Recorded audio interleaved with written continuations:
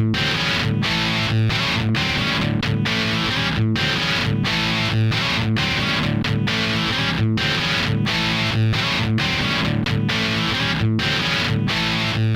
one is wont to do when visiting Philadelphia, the city of brotherly love, you want to sample their local delicacies, of course. Yeah. And one of the most notable delicacies that Philadelphia has is their cheesesteak, the Philly cheesesteak. Mm-hmm. And if you go to the city and you don't have one, you really are in remiss of your duty as a visitor. Yeah. So there are multiple places you can go. Pat's, of course, claims to be the original. Gino's, a rather garish neon place across from Pat's, also claims to have a strong sandwich. They're basically like the places people know of by name in Philadelphia, but there are countless real cheesesteak places that aren't like if you come to New York, you don't have to go to Nathan's for a hot dog. Yeah. You can go anywhere in New York and get a hot dog. There's a guy outside this building right now who has an awesome hot dog. Gray's Papaya. Yeah. Which they keep moving, which pisses me off. I don't even know where they are anymore. There's one behind the Port Authority now. Oh, all right. Well, anyway, so we went to, where did we go, Frank's? I forget. It was late. It was really late. Was and we went late. on the night where we changed the clocks, so it was like extra late. Yeah, so we lost an hour getting this delicious, wholesome cheesesteak. It was good. I enjoyed it. I enjoyed the cheesesteak, but the line was actually out the door. It was quite a popular venue. And it was raining, too. And it was misting. It wasn't really raining. Misting? Oh, I'm sorry. It was misting. Excuse me, Mr. Weather Channel. And so we waited patiently as we slowly wound our way inside the store and then around the loops within the store. Yeah. The line. I thought I knew that guy on TV. That's why I was looking at him. Continue. The crowd twisted around, and eventually the line would approach the getting ready to order zone.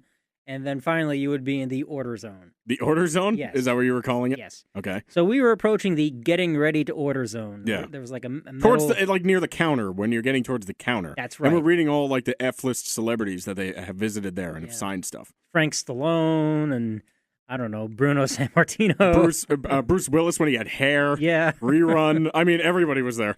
Oh, boy.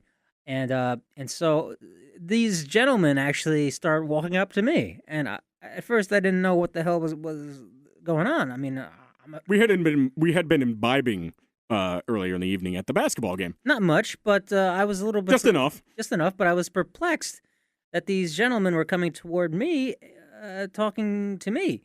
They zeroed in on you, Chris. I saw it. They did, and I'm one to believe that because I'm such a cool guy. Mm-hmm.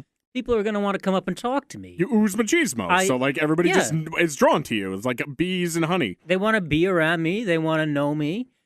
Girls want to be with me. Men want to be me. They started making some sort of odd small talk with me and whatnot. And before I knew it, their true objective was to actually cut behind us in line. Back cuts. A back cut, if you will. Yeah. We were talking to these girls who were standing behind Chris in the line.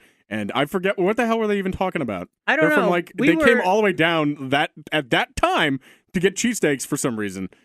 And it was like the middle of the night, and they had come from New York. It wasn't like we were having an unpleasant time talking with them, and, I had little expectations of anything beyond a light conversation. I was going to get you a foursome, Chris. I was going to do that for you. I was going to excuse myself and have you do the foursome. Now, fivesome with you included. If that were to happen, I wouldn't say no.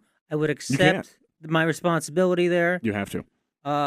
But I was open-minded about it. Even for the story, you'd have to do it. Yeah. But this story is much different. When these gentlemen came in and back cuts, it kind of diffused the situation. Defused? It enfused, I guess. It ended the situation that I was having with these fellow line waiters. That is. Huh? Fellow line waiters? Fellow line waiters that were female. Okay. Sounds like people who work on power lines. Yeah. And then these cutters, these usurpers of the line, began to be quite vociferous in their protest for cheesesteak sandwiches. Yeah, so after they start talking to Chris, the one guy who tries to start talking to me, and I'm just not having any of it. No. Because I've been waiting online for 45 flipping minutes waiting for a cheesesteak, and now I'm starting to get burned. And you know how I get like angry and tired? You get cheesed off. I do. I couldn't take it, and I'm steam starting to come out of my ears like Popeye, and I'm like, I can't take any of this. So like I left. I walked out. I extracted myself from the situation. Well, unlike you, I was trying to play it down, play it cool. Not me. I just go balls to the wall. I just hit to like 5th gear. If they say something, I say, yeah, man, whatever, that's cool. Whatever. I agree. I'm down with it, man. I dig. There was some like hipster behind them who was like all about trying to get them to move, and he's like, "Excuse me," he must have been like 6'5". Well, "Excuse me, you've cut the line here," and they just totally didn't even act like he existed. That guy could have been on Neptune telling them that. Well, there really was no winning in this situation. No, there wasn't, because these youths were so hopped up on whatever they were taking. They were younger than us. The guy was, what, 23? It was his birthday? It was his birthday. Yeah. It had to be known that it was his birthday. He was 23, and he had served in the military. He had? He had. What, in the fat people military? Yes. Okay. In the Marines, only in the division of the Marines where you're allowed to not be in shape. Yeah. It looks like he had a lot of time off in the mess hall. Yes. Maybe he was shaving potatoes for most of his time because he kept on getting punished. He got KP. This large, threatening lummox of a veteran who was younger than us. I don't think he was a veteran. I think he was just saying that. I missed all of this because I'm standing outside in the mist. Ganley in the mist outside, walking around. With Jane Goodall. Yeah, with my hood up, and I'm sad, and like everybody's walking by, and there's some guy who kept coming up to me. He's like, "Is this place good?" I'm like, "I guess. I've been here before." Well, the fat belligerent man claimed to be holding a weapon. Now, how did he put it? Are you sure he said? Did he say, "I am holding a weapon"? I don't see. That was vague to me. I didn't quite catch that phrase, but He didn't say that exactly. The other people that I was with indicated to me that he was claiming to be holding. Now, how do they know? Do they speak like? Were they looking in their urban dictionaries to understand? Yes, they actually on have their phones. When you go to Philadelphia, you bring an urban dictionary. Okay. Because you never know what type of riffraff you might encounter. Yeah, like every city has its own lingo. Yeah. You bring your Philadelphia Urban Dictionary translator. Mm-hmm. So, what did he use the term "get"? He may have used that. Did he use "strapped"? I think so as he well. Used the term "strapped"? Yes. Did he use the Packin'. term 9? Yeah. Just the number 9? All of that. My 9? Not my 9, but a 9. Oh, 9? Okay. Millimeter. That's how many millimeters the bullet is. Now, where was he keeping this gun? Because it didn't look like he had a gun when I saw him. It didn't. And who would brag about something like that? A very belligerent, drunk man who insisted on cutting the line of at least 50 people to get cheesesteaks. Now, don't you feel as though if he had the gun, he would have taken it out? Well, that would have escalated the situation to a near riot phase. Now, do you think he should have taken out his gun and started firing into the ceiling and said, "I need some cheesesteaks now, please"? Well, if he had phrased it like that, maybe it would have been nice. There were a lot of expletives and emphatic words used. Emphatic? Yes, and it was offensive. It was offensive to my Christian ears, to be honest. And Christian ears. The ruckus was so intense, and the environment of the cheesesteak restaurant was so tense. It was going downhill. The situation was deteriorating rapidly. You could either call the cops, in which case the situation would escalate. You could either throw the gentleman out, in which case the situation would escalate. It would escalate more than with the police, because now you're wrestling with somebody who's possibly armed and dangerous. Yes. So what are your options then if both of those maneuvers would increase danger? I don't know. You give them the food and you usher them out as fast as possible. You give them free food. Now, I believe one of the accomplices, yes, was paid for their food. I think one of the guys was a little less inebriated or aggressive. Give him the money. As the others. I think he happened to be maybe even slightly conscious of how they were acting and maybe embarrassed. I'm not sure. It's just being embarrassed in a cheesesteak place is my worst nightmare. Yeah, of course. I mean, that's the one place you want to save face. I know. Yeah. When getting a cheesesteak. So the owner gave them the food. The owner did? Yeah. Well, the actual owner was there. The owner was there. What's the guy's name? What was the name of the place? Fred's?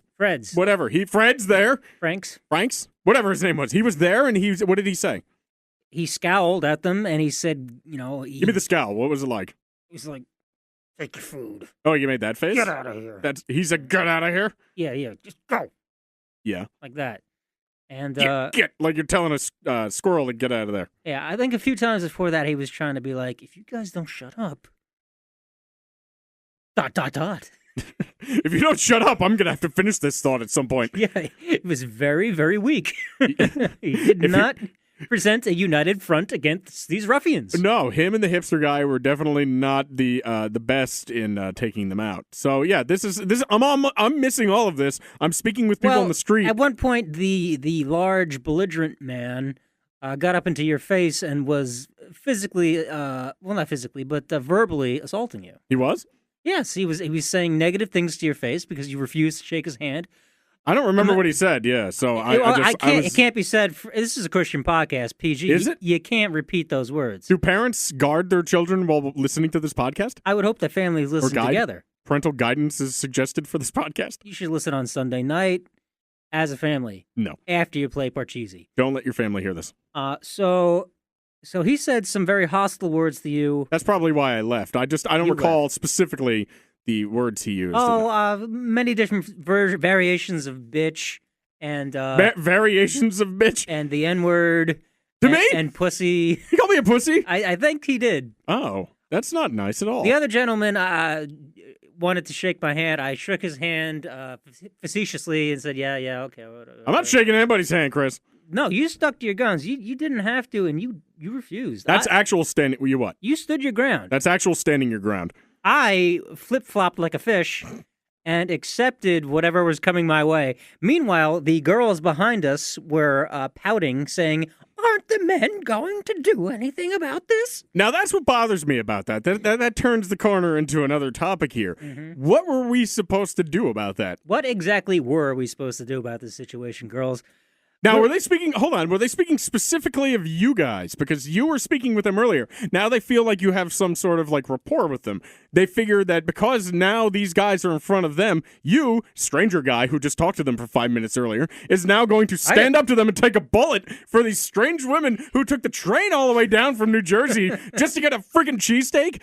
What do they want you to do? What is the phone call going to be when I call from a Philadelphia hospital to my parents and say, I got shot for a cheesesteak? You would be lucky if you were the one making the phone call. Yeah, somebody else might be. I might be brained. Yeah. They might put a bullet in my skull. Yeah, and this is all because of what? You're defending the girls in line who you just met for a cheesesteak. Yes. Now, it's not like it's your wife or your daughter or somebody. It's random strangers, which... Well, they were also complaining to the entire vicinity of men. Oh, my God! Apparently, everyone pussed out and allowed these ruffians access to the cheesesteak facility. You think we were waiting online for something important? Yeah. Well, cheesesteaks are important, but not that important. Did they get their cheesesteaks, though, these girls? I think they eventually got served. A few moments later than they had expected. Yes, but it was an unpleasant experience for everyone involved because the attitude and environment took a dark, unpleasant turn on what should have been a fun night. Now, why didn't they do anything about it? Because there are the ladies could maybe say something to them, and now obviously these men were not listening to anybody except for you. So maybe they were they were not listening to me. I was the mark. Oh, okay. That got them in line. They zeroed me out as the weak link. I still got a cheesesteak out of it, though. Midge bought me a cheesesteak. Yes. So it was awesome. I liked the cheesesteak. It was delicious. I was like, I'm going to eat this tomorrow. And while we're sitting watching TV in the middle of the night, I ate it right there. That cheesesteak was flavored with anxiety. Yeah, it was. I liked it, though. I still, you know what? Of all the awful things to say about Philadelphia, it's still a nice city.